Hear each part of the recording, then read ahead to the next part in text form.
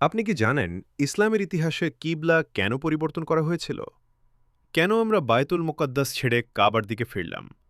আদি পিতা হজরত ইব্রাহিম আলহিসাল্লামের সময় কিবলা ছিল কাবা শরীফ, কিন্তু কয়েক হাজার বছর পর হজরত সুলাইমান আলহিসাল্লামের সময় আল্লাহর নির্দেশে কিবলা হয় ফিলিস্তিনের বায়তুল মুকাদ্দাস। আমাদের প্রিয় নবী সল্লাল্লাহু আলহিসাল্লাম মদিনায় হিজরতের পর প্রায় ১৭ মাস বায়তুল মুকাদ্দাসের দিকে ফিরেই নামাজ পড়তেন, কিন্তু তার মনে এক তীব্র ব্যাকুলতা ছিল। আবার যেন তার পূর্বপুরুষ ইব্রাহিম আলহিসাল্লামের কিবলায় ফেরা যায়। একদিন জোহরের নামাজ চলাকালীন আসমান থেকে নির্দেশ এলো, ঘুরে যাও কাবার দিকে। নামাজের মাঝখানেই নবীজি সল্লাল্লাহু আলহি ওসাল্লাম এবং সাহাবিগণ ঘুরে দাঁড়ালেন। তৈরি হল ইতিহাস, যার সাক্ষী হয়ে আজও দাঁড়িয়ে আছে মসজিদ আল কিবলাতাইন।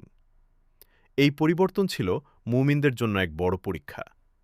কে আল্লাহ নির্দেশ বিনা তর্কে মেনে নেয় তা দেখার জন্যই এই হুকুম।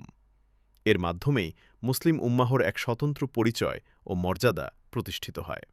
ইসলামের এমন আরও অজানা ইতিহাস জানতে আমাদের সাথে থাকুন। আল্লাহ আমাদের সঠিক বুঝদান করুন। আমিন।